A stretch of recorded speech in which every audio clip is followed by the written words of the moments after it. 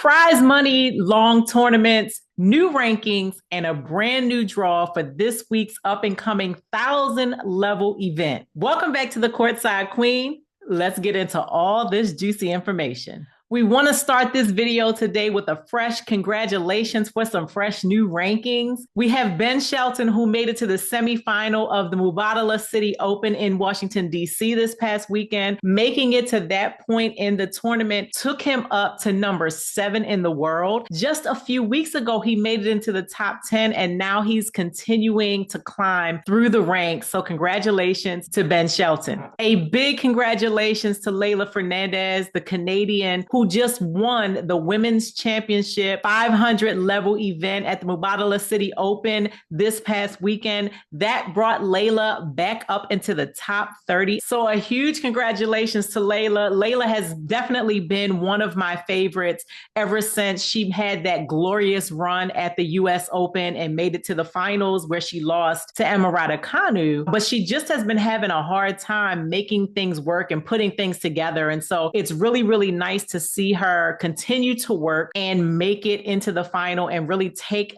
that title. I can't wait to really see her because it seems like this is where she thrives in the North America hard court season. And so I'm excited to see her as she moves through these other tournaments. And she's still young enough to play all of the tournaments that are up and coming. So we're excited to see how far she can go as we move into these next few very, very important tournaments. And last but certainly not least, we want to congratulate U.S. player Taylor Townsend, who reached the #1 spot in doubles. She is the #1 doubles player in the world, I believe for the first time in her career. And she and her partner actually won the title as well in women's doubles at the Mubadala DC City Open. Congratulations, Taylor Townsend. Now let's get into a serious topic as it pertains to tennis and where it stands right now. The sport of tennis is becoming extremely attractive to a lot of people, especially since it has come off of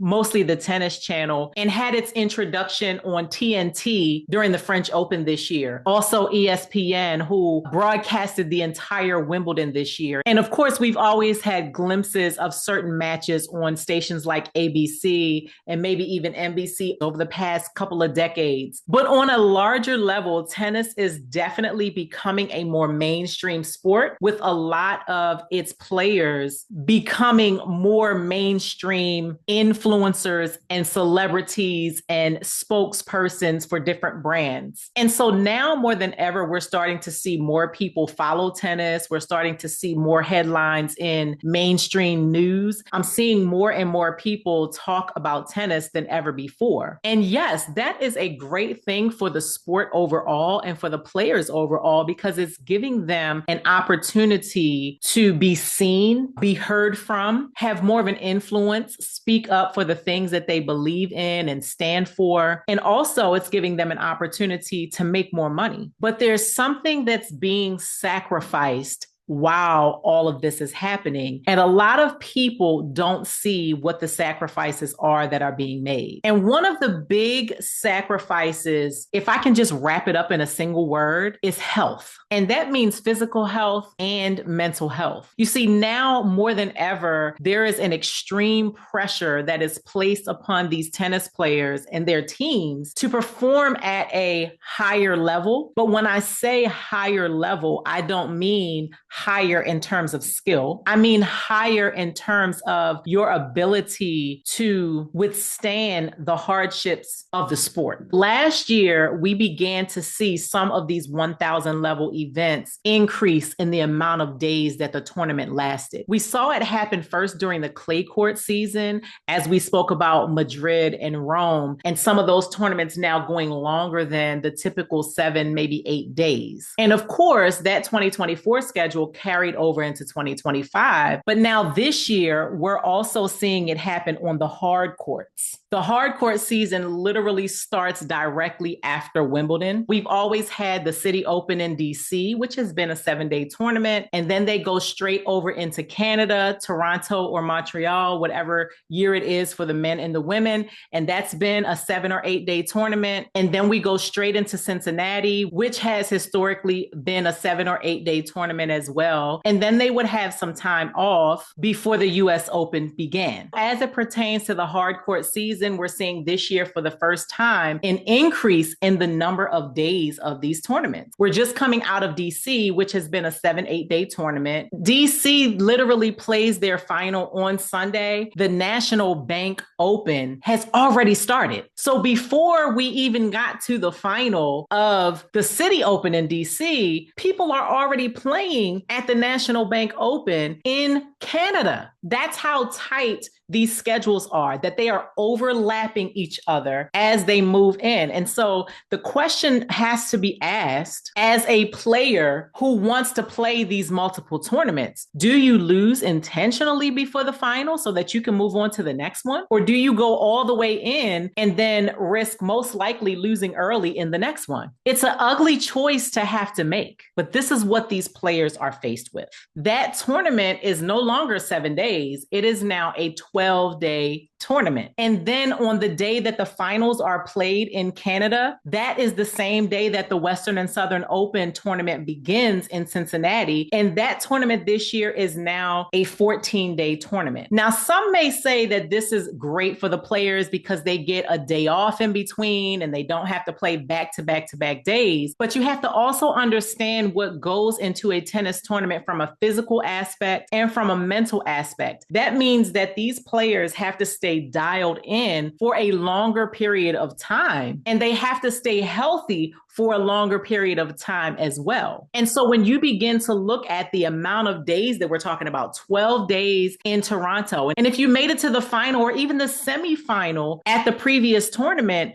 you are going back to back to back. 12 days and then 14 days and then straight into the US Open for another 14, 15 days. And never mind the players that play both events, both singles and doubles. That is a lot to ask for any person to be able to stay dialed in physically and mentally over so many days in a row. I mean, if you watched the DC Open and you followed Ben Shelton, I'm going to use him as an example. He played the quarterfinals against Frances Tiafoe. Now, DC is Frances's hometown. And so the energy and what had to be brought by these two players, it was epic. Only 2 sets, but the energy was so high. The level of play was so high. The amount of time that each person had to stay dialed in was so high that in Ben Shelton's next match, because he won that match, he could barely string together 2 points. In that semifinal against Davidovich Fokina, it is a match that he clearly should have won, especially since the match with Fritz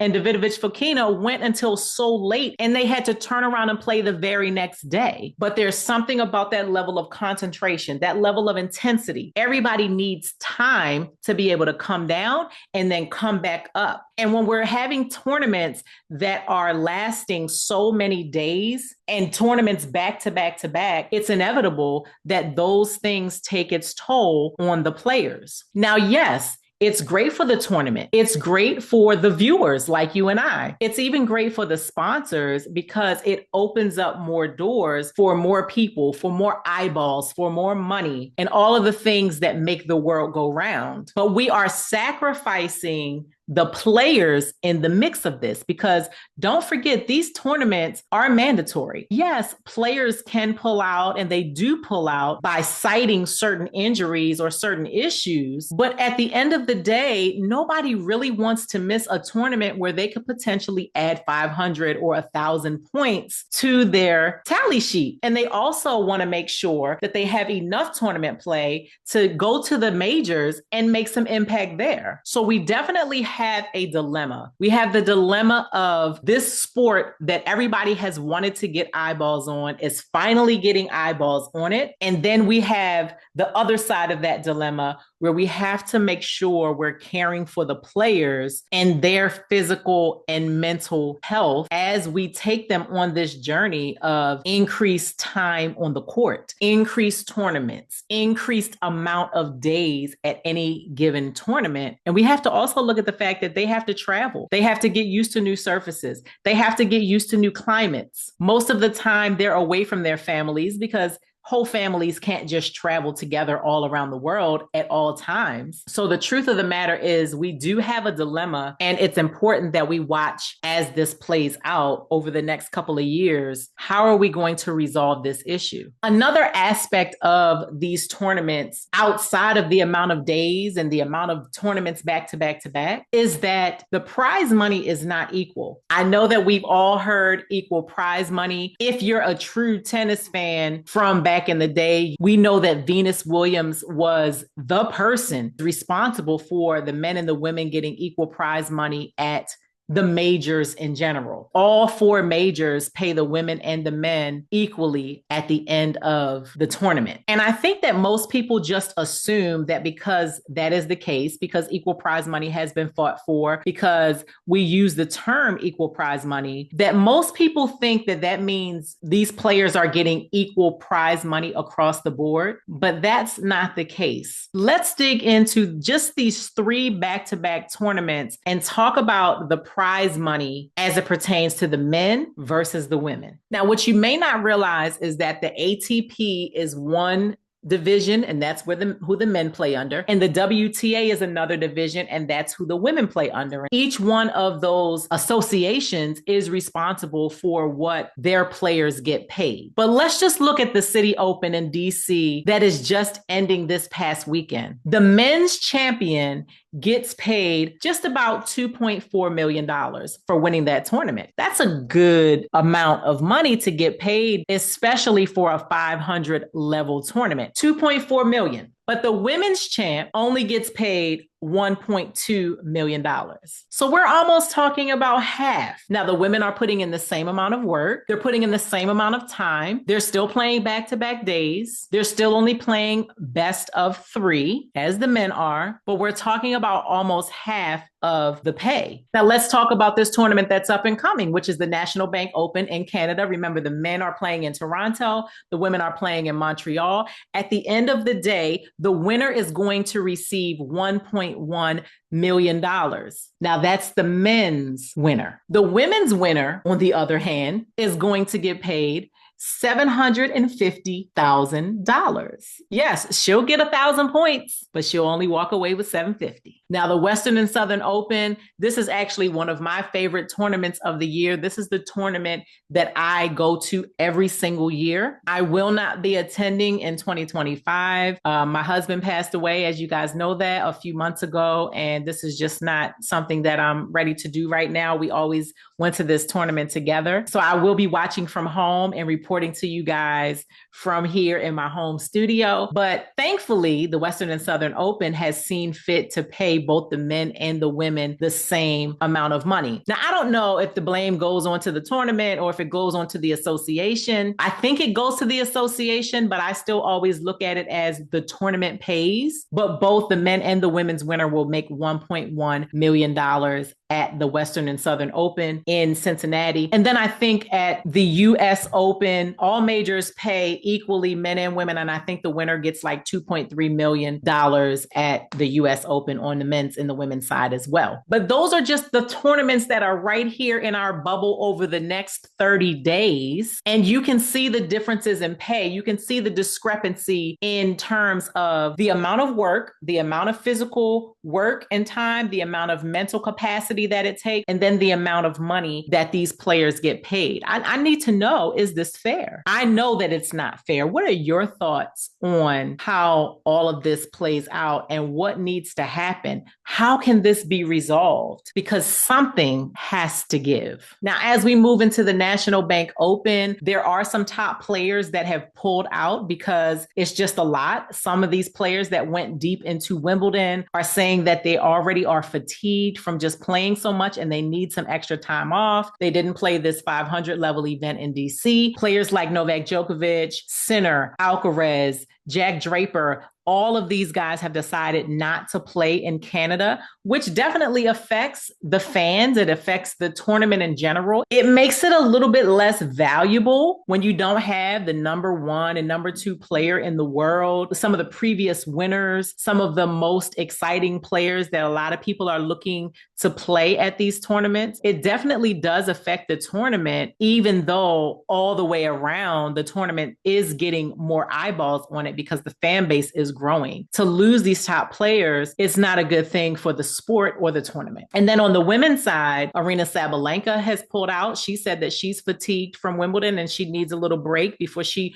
goes into the rest of the summer. We have Paula Badosa, who's still out with a back injury. She pulled out. We talked about Ons Jabeur just taking a break from the sport in general. All of these players have pulled out of Canada. All of the top players are scheduled to be in Cincinnati this year, which is a good thing. And all of these players are almost always in Cincinnati. That's why I've gotten a chance to see all of them play, because this is a tournament that I typically do not miss. But this brutal schedule definitely affects these tournaments and these players. We've talked about who's in and who's out at the National Bank Open. Now let's take a look at the draw just a little bit and see who some of the top players will or might have to face as they move through this 12-day tournament in Canada. So as with most of these tournaments, you will see the top 32 in the world have byes in their first round. So in Montreal, we will see Coco Gauff, the number 2 player in the world, and she will play the winner of Danielle Collins and Tomova in her second round match. You also have American player Sofia Kenin, who lost in DC to another American player, Taylor Townsend, and she's going to be playing the winner between Victoria Mboko, who is the Canadian, and Burrell. Another American, Ashlyn Kruger, she will be facing off against Buzas Monero in the second round. Jasmine Paolini will be playing Ito in the second round. Andreeva will be playing at this tournament. Canadian Leylah Fernandez, who just won in DC, she actually does not have a bye because she wasn't in that top 32 before this draw came out, but she will be playing Maya Joint in the first round. We'll see Dolahide Blinkova in the first round here in Montreal. Rybakina, who lost to Leylah Fernandez in DC, does have a bye, but she'll be playing the winner of Haley Baptiste in Asigwe. American Bernarda Pera is a qualifier here, so she will be playing in the first round. Both Emma Navarro and Amanda Anisimova are also playing in this tournament. They both have byes in the first round. Amarada Kanu is playing the first round against Ruse, and that winner will go on to play Peyton Stearns in the second round. Svitolina, Naomi Osaka, Ostapenko, Magna Linette, Jess Pagula, Madison Keys, Alicia Parks, Katie McNally, and Iga Swiatek will all be playing in Montreal. And even Eugenie Bouchard got a wild card into this tournament. This is going to be her last tournament. She is retiring after Canada. And so as you can see, we have some exciting players and some exciting matchups on the women's side, even though we have some of the top women that did pull out. And that is the saving grace of tennis. It's that you have so many superstars and so many people doing so many big things that any match can be a fantastic match. And there's a good side and a bad side to that. The good side is that as fans, we're always going to be entertained. As commentators, there's always going to be something to talk about. But the bad side is for the players. And that is these tournaments and the rule makers and the schedulers will always be willing to sacrifice some of the players because they know that they have others that can fill in the gaps. And on the men's side, we have Zverev, who's going to be playing as the number 1 seed because we have those other guys that are not playing this tournament. Also, Medvedev and Musetti will show back up here. Gael Monfils is in this tournament, but he lost his first round match, so now he's out. That means that by the time it's televised, we won't even see him play. We'll see Mickelson and Shapovalov, the Canadian, also in this tournament. Lerner Tien, the American, also won his first round match, so we'll see him as a part of this tournament as well. Riley Opelka, as well as Khachanov, are both playing in this tournament. Do you remember the Canadian Pospisil? Well, we haven't seen him in quite some time, but he did receive a wild card into this tournament. He is also retiring this year after the tournament, so that's 2 Canadians that are both going out of the sport at this tournament. Casper Ruud, Rude, Francis Tiafoe, Auger Aliassime, the Canadian. They will all be playing in this tournament. Americans Nakashima, Giron, and Ethan Quinn will all be playing in the tournament as well. Ben Shelton and Jensen Brooksby are two other Americans. As you can see, there's a lot more American men playing than American women. Not only the ones that I'm naming, but even some that I have not named. Mackie McDonald, of course, Taylor Fritz will be here. Diallo, the Canadian, will be here. So we definitely have a stacked draw on both the men's and the women's side, even without your Yannick Sinner, Alcaraz, Djokovic, and all those other guys. We still have such a packed draw at this tournament. And again, that's the positive side about even playing all of these tournaments, that it's still going to be a fantastic next 12 days that we have ahead of us. And that's one of the things that makes it very hard to have any expectation of change. So I want to hear your thoughts. Let me know where you are. Let me know which one of these tournaments you're most looking forward to. Right now, we're on the National Bank Open. I'm definitely looking forward to it. I'll be watching every single day, and I'll be reporting back to you with anything that is report worthy. Thank you for joining me. If you liked this video or got anything out of it, go ahead and click that like button. If you enjoy this type of content, go ahead and subscribe to the channel so that you get notified every single time we do a video, putting out more content just like this. This is the Courtside Queen, and I will see you on the next video. Bye.